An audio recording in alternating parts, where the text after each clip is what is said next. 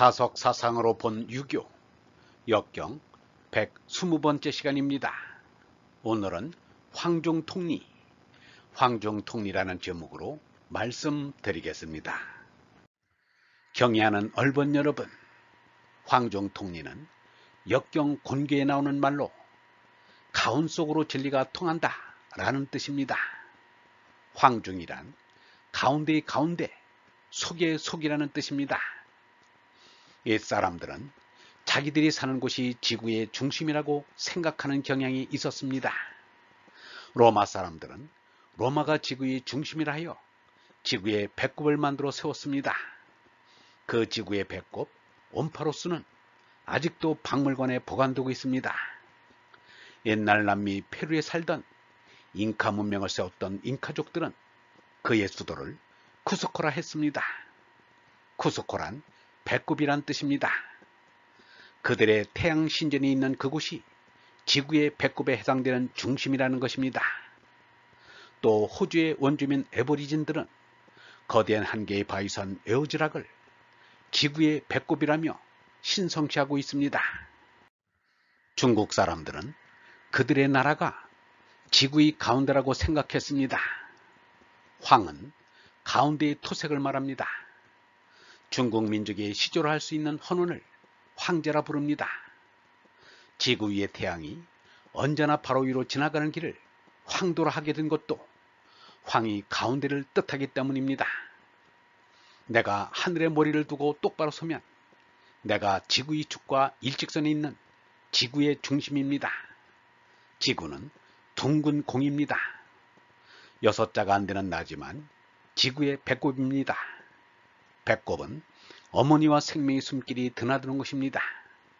내가 얼로 하느님 아버지와 영통을 하면 바로 황중통리라 할 것입니다. 유영문은 말했습니다. 사람이라는 이 생명은 이상하다. 머리를 하늘로 꼿꼿이 두고 두 발로 설 수 있으니 이상하다. 또 나를 생각하고 생각하니 이상하다.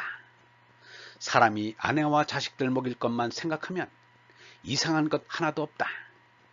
나와 무한한 영원, 하느님과의 관계를 생각하면 이상한 느낌이 들면서 내가 생명이라는 것을 깨닫게 된다. 신령하다는 말은 신통하다는 말이다.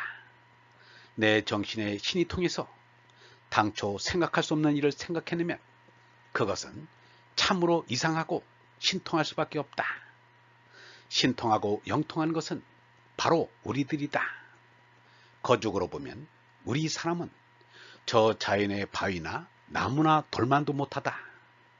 흙덩이인 이 몸에 신통 영통하는 정신작용이 있기 때문에 만물의 영장이라 할 수 있다. 예수가 누구이며 석가가 누구인가? 하느님과 얼로 교통한 사람입니다. 곧 황중통리한 사람입니다. 우리도 예수 석가처럼 황중통리를 좀 해보겠다는 것이 아닌가. 그래서 다른 사람 다 두고 예수 석가를 찾는 것입니다. 홍자성이 모은 책은담에 이러한 글이 있습니다. 사람들이 글자 있는 책은 읽고 아는데 글자 없는 책은 읽고 알지 못한다. 줄 있는 검은고는 탈 줄 아는데 줄 없는 검은고는 탈 줄 모른다. 꼴 있는 것만 쓸 줄 알고 성령은 쓸 줄 모른다. 무엇으로 검은고와 글의 참맛을 알았다 하겠는가? 글 없는 글, 줄 없는 검은고는 다 같이 하느님의 성령을 뜻합니다. 성령의 글을 읽는 이는 글자로 적힌 그 어떤 경전도 필요가 없습니다. 성령의 소리를 듣는 이는 어떤 악기의 소리도 필요가 없습니다. 이는 눈에 보이지 않고 귀에 들리지 않는 성령이신 하느님을 느꼈다는 말입니다. 황중통리를 그렇게 나타낸 것입니다. 유영문은 말하기를 말씀으로 모든 것을 만들었다는 것보다는 말씀이 곧 존재이다. 말씀이 하느님이시다. 말씀의 근원은 사람의 정신이 아니라 하느님의 가운데이다. 말씀이 사람의 정신 내용을 살린다 라고 했습니다. 황중은 시간과 공간의 죄날을 넘어선 자리입니다. 거기는 진리의 나라이고 성령의 나라입니다. 그 나라와 통하는 것이 영생을 얻는 것입니다. 그러나 우리는 진리에 대해 잘못 생각하고 있습니다. 하느님이 진리고 진리가 하느님이며 그 밖의 진리는 진리가 아닙니다. 여기에 우리는 유영모와 마하트마 간디의 생각이 일치하는 것을 엿볼 수 있습니다. 유영모는 이 세상에 진선미는 없다. 그러나 이를 잊어버리지 말라고 사이비한 진선미를 둔 것이다. 참된 진선미는 하늘나라에 있다. 거기에는 진선미가 따로 떨어져 있지 않다. 진선미는 하나다 라고 말했습니다. 마하트마 간디는 진리는 찾지 않으면 안 되는 영혼이다. 미와 선은 진에 따라온다. 내가 생각하기에 예수는 진리를 찾았고 드러냈다. 그러므로 예수야말로 지상의 예술가다 라고 말했습니다. 이제 예수의 이 말을 이해할 수 있을 것입니다. 왜 나를 선하다고 하느냐? 선하신 분은 오직 하느님뿐이시다. 여기에 선은 진선미가 하나인 선입니다. 하느님만이 진선미 그 자체입니다.